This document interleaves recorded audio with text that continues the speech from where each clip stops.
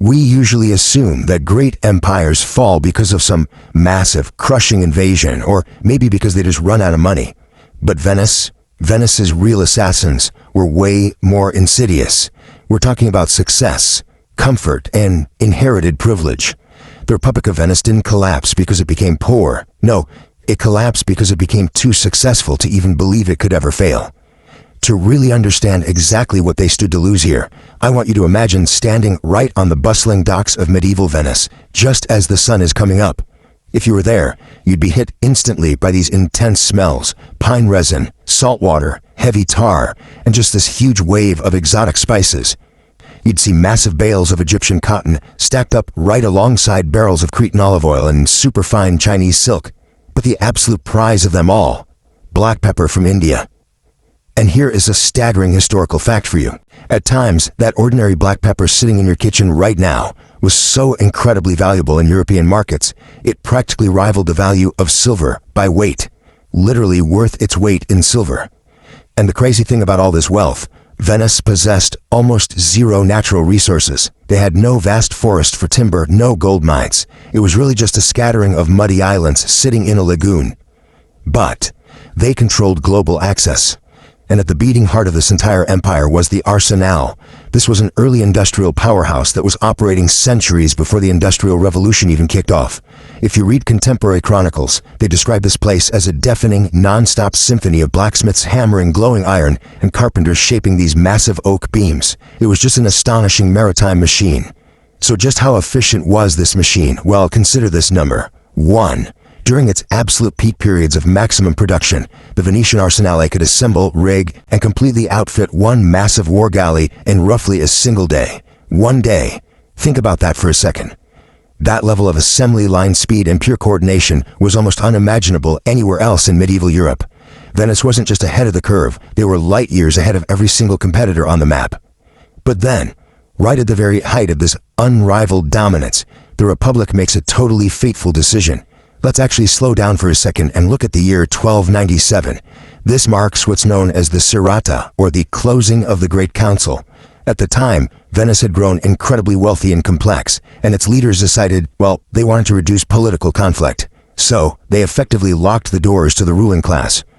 In the moment, sure, it promised reassuring stability, but it quietly, systematically murdered upward mobility. And honestly, this is a critical lesson for anyone studying success today. The exact moment you stop competing, you start declining.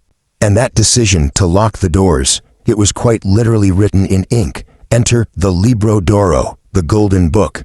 Now, this wasn't just some basic administrative register that got filed away in a basement. It was a physical, highly official document that permanently cemented political power based purely on birth. When historians look back at this physical document and the administrative records around it, they pinpoint this as the exact moment the institutional rot truly began. Because instead of rewarding the earned achievement and the bold innovation that actually built the empire in the first place, Venice started relentlessly protecting inherited privilege. To really grasp the impact of this, let's bring it down to a human level. Let's look at a merchant, let's call him Marco, and compare him to his son. Marco, the father, wasn't born noble. He started out with just one cargo vessel, braved pirates, survived disease and terrible storms, earned a massive fortune, and then used that earned success to gain real political influence. That was the dynamic, open opportunity of the old Venice. Now look at his son. He inherits a much bigger fleet, he employs hundreds of people, but his ambition has a hard, impenetrable ceiling. Because his family name isn't written in that golden book, the highest doors of power are permanently locked to him. Opportunity was suddenly being hoarded by a tiny inherited elite. So you have this internal stagnation brewing, and then it violently collides with an absolute geographical crisis in 1498. For centuries, Venetians confidently, maybe a bit arrogantly, believed the world's wealth would always flow through the Mediterranean. But in 1498, the Portuguese navigator Vasco da Gama successfully reached India by sailing all the way around the Cape of Good Hope. Basically overnight, the entire map of the world changed. European merchants could suddenly reach the spice markets of Asia without ever passing through the Venetian middleman. The great monopoly was officially broken. Now, you may be wondering, did Venice just not realize what was happening? Actually, they absolutely did. We still have the actual dispatch letters from Venetian ambassadors stationed over in Lisbon, sending these frantic warnings back home. We have customs letters from Alexandria proving a massive, steep drop in spice traffic. One historic dispatch explicitly warned, and I quote, Cargoes that once crossed the Mediterranean are taking a different route. So the ruling elite saw the world changing right in front of their very eyes, and they just completely failed to adapt. Instead of innovating to meet this new threat, the elite chose safety. You can practically trace this generational descent and ambition if you look at the records. Just picture an Antonio in Generation 1, sweating at the busy arsenale, building brand new galleys for those dangerous, highly profitable voyages. Then comes his son, Luca. He's finding less work, mostly just repairing old ships among empty construction slips. And finally, Generation 3, Matteo. He abandons the sea altogether, just to buy up predictable, safe agricultural estates on the Italian mainland. The Venetian elite were actively shifting their massive capital away from risky maritime enterprises and dumping it straight into safe, guaranteed government debt and land. And while Venice was retreating into those safe investments, let's fast forward a bit and see what the rest of the world was up to. The map moves north and the pace of innovation just explodes. In 1600, the English East India Company is founded. By 1602, the Dutch VOC is established, and in 1604, the Amsterdam Stock Exchange actually opens its doors. Northern Europe was moving at breakneck speed, completely leaving Venice's outdated medieval commercial model in the dust. Because what the North was building was essentially modern global finance. They were creating joint stock companies, public markets, and marine insurance. So instead of one wealthy Venetian family risking absolute ruin on a single dangerous voyage, the Dutch and English figured out how to spread that exact same risk across thousands of ordinary investors. These were revolutionary concepts. It meant rival nations could finance next year's expeditions before this year's ships had even returned to port. Capital was now moving so much faster than the ships themselves. Which brings us, sadly, to the final act. The year is 1797. Ludovico Manin is sitting as the final Doge of Venice.